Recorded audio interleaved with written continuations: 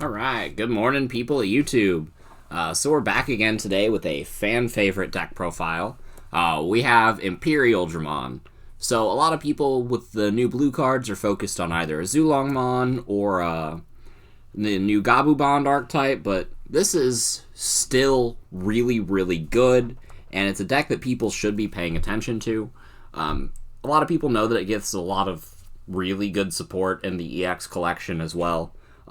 But even before the EX collection comes out, it's still a deck that's absolutely worth playing. It functions like Jessamon in the sense that it has the same win condition. You know, people describe Jessamon as Red Imperial, and they have a lot of similarities. You know, Jessamon is a deck with a higher ceiling than this deck, but a lot lower consistency. And, you know, inversely, this deck has higher consistency, but a lower power threshold. So, it's a deck that can perform just as well, and it will perform just as well more often than Jessamon will. But we'll go ahead and get right into the card choices, and, yeah, you'll see what I'm talking about. So, real quick, I just want to remind everybody to go ahead and like, comment, subscribe, and do all that fun YouTube stuff. We're trying to hit 1,000 subscribers so that we can do a massive giveaway on the channel. And, yeah. Just wanted to plug that real quick. Here are my eggs. We got the 4 Demi-Vmon, because this egg was made for this deck. You know, drawing cards is always a plus. And now we actually have an egg that's worth playing as a 5th egg. We have the the Demi-Vmon from the new blue starter deck that gives you plus 1,000 if you have 8 or more cards in your hand. With this Demi-Vmon and the new Vmon that we get, you're going to have so many cards. So having 8 is never a problem.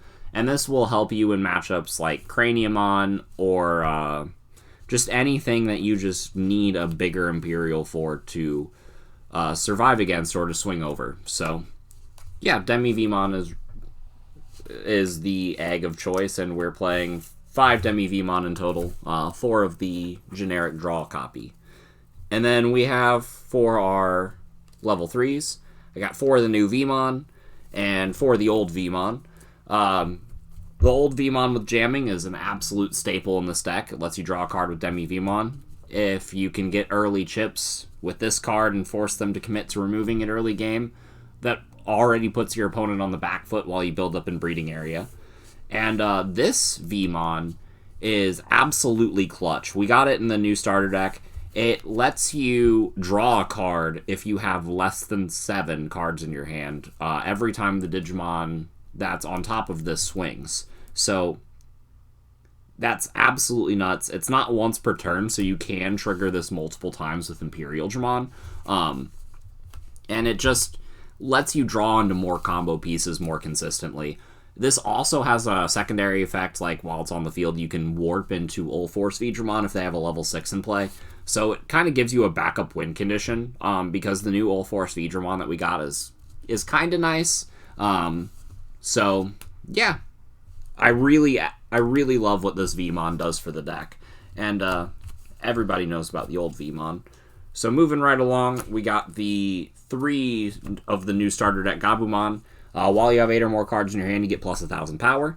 That, again, helps your Imperialdramon hit over things. You can do this and the Demi-Vmon, and the Imperial is now at 14,000. And if that's still not enough, then you can take Imperial and put it in Omni. So the Gabu does help with power issues that sometimes the deck can struggle with. So it's mostly there for those kind of matchups. We have 2 Madoki Betamon. For those of you that have been playing Bt6 format for a bit, you will know that this card is MVP sometimes. So you gotta include some number of it.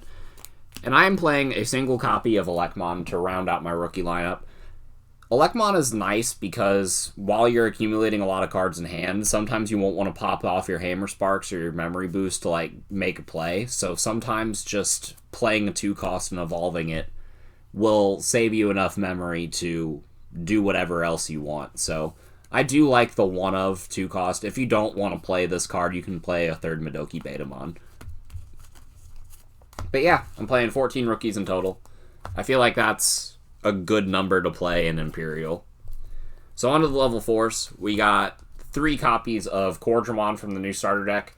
It's a security Digimon that will play itself while hit, and this card provides so much more consistency for the deck, because whenever it comes out, you get to draw 2. So this is, if they hit it in security, and you play this, you draw your 2 cards, and then you evolve this into Imperialdramon next turn and start going off. That sounds good to me. So, Imperialdramon is a 3 of. It's just a generically really good card, and I'm glad we got it. I'm playing 1 Octomon because he's big. I'm playing 2 Gorillas because it's a cheap Evo. I'm playing 1 Koalamon because it's a blocker. That's a cheap Evo, but it's only 5,000, so it's kind of meh. So we also play 2 copies of Grizzlymon because it's a blocker that's 6,000. I kind of wish I had more 1 cost to evolve into bodies, but the memory management that this deck has access to is kind of insane. Octomon is generically good because of the 7,000 power. You're going to swing into security a lot with this card and survive. Grizzlymon is by far the superior blocker, but I, again, wanted Koalamon for more 1 cost consistency. So these are the these are the level 4s that we play that aren't Lobomon, and I also play 3 Lobomon because Lobomon is a win button. You will try to evolve every other dude you have instead of Lobomon, and always keep one of these in your hand for the late game finish. But yeah, level 4s are very consistent in this list, and I absolutely love each and every one of them. So onto the level 5s, you'll see the 2 usual suspects here. We got 4 copies of Imperialdramon because this is the card that you want your Imperialdramon to be on top of all of the time. If you don't put Imperialdramon on top of this card, it feels like you're losing. And for that reason, and that reason alone, we are only playing 3 Dinobemon. Dinobemon is great support. He can help clean up a lot of the rush decks that we have running around, like both styles of Bond. Rookie Rush is still a thing. The Mirror Match is still a thing. This card cleans up the Sistermons and Jessmon if they try to swing. And Dinobemon is just a good card. However, you only need... I only feel like you need 7 level 5s in this list. You have a lot of cards that you add cards to your hand as opposed to Jessmon decks, and Jessmon decks sometimes play less than this. So I do feel like this ratio is correct.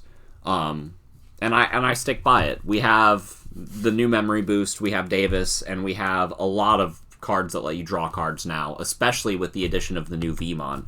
Like, seriously, if you're not playing this in your Imperialdramon list, I highly recommend you try it, because the second you start playing this card, you will have more cards in your hand than you know what to do with. But yeah, that's the deck so far. We got the level 6s. You got your usual boss monster. You got 4 copies of Imperial. It's the star of the deck. You know, generic swing twice, and then possibly swing with this, get 3 swings in off of 1 body, you know, the usual Imperialdramon combo, yada yada yada, the reason everybody plays the deck. Imperialdramon is a great card, and it will continue to see play. We get the new EX Imperialdramon, which is also cool, and it adds some versatility to this deck. I still think this card is a better offensive tool, and you will see both cards getting play in the new version of this deck that comes out. But until then, and possibly even after those cards come out, I'm going to include a copy of Ulforce Veedramon as well. Because you do have the potential to warp into this off of the Vmon, and that just feels nice. This is a card that we got in the new starter deck, and it just adds another boss monster into the deck. You can play this on top of Imperialdramon if you are desperate, and you can't draw Imperialdramon to save your life. But most of the time, you're just going to warp this on top of a Vmon. But it's a good card. You know, if you have 8 or more cards in your hand, it's a double swing. So it kind of does the same thing that Imperialdramon is trying to do already. It just, you can slam this on top of a rookie in certain scenarios, which can make this deck go a little bit faster. And all of these cards can evolve into Omnimon. Omnimon is a win button, just like Lobomon. what you're trying to do is you're trying to swing for game and get them basically just short with your Imperialdramon, and then they're like, you were just short, and then you pop off a memory boost and drop a Lobomon, or you evolve your Imperialdramon into Omnimon, even without the memory boost, and just win the game that way. And this card will forever be just a win button in red and blue decks that can play it. So the Tamers are pretty generic. We got 3 Davis. Moving on. The options, we got 2 copies of V Wingblade. Absolutely love this card. We got it in the blue starter deck, and it just bounces something. This is your generic out to Craniumon. Basically, you just build a wide board and just bounce the Craniumon after popping off some Hammer Sparks and some Memory Boost, and then just going ham. And this card will just take care of other matchups. You can also, since it's a 6 cost, oftentimes play this and pass turn, but only pass turn at like 1 or 2 or possibly even 3, and make it so that you don't give them enough memory to build back up into the level 6 that was threatening you, and then on your next turn you just swing out. This is just generically a good card, and it's even better whenever it pops in security. So I absolutely love V Wingblade. So I got 2 copies of Blue Memory Boost. This is a card that, like Davis, adds a lot of consistency to this list. Some people are still playing Howling Memory Boost. I think this card is absolutely fine to play. This is a good card. It can add some more defense to this deck. I just feel like since I'm playing 3 blockers already that it's fine. I would rather play more consistency pieces and more cards that add cards to my hand. Because the only time that this deck falls behind is if it can't put on its aggression fast enough. So I do really like the Blue Memory Boost for that regard. And then the last cards of the deck, we got 3 copies of Hammer Spark. I'm trying to find room for a 4th copy. But every card in the list so far has been pulling its weight. And 3 has been fine so far because there's a lot of times that you still open 2 of this and you don't want to pop them off early. So they just kind of sit in your hand for a bit. So I do really like how the deck has been testing at 3. I know that it is correct to play 4. But 3 is what I have right now and it's been working. So yeah, that's the list, everybody. The new blue starter deck really helped this list out a lot, along with the cards, or some of the cards that we got in Bt6, such as like Madoki Betamon and the Octomon. But, yeah, that's all I got for you guys today. Again, make sure you guys like, comment, subscribe, and all that jazz, and we will see you guys next time. Bye, everyone.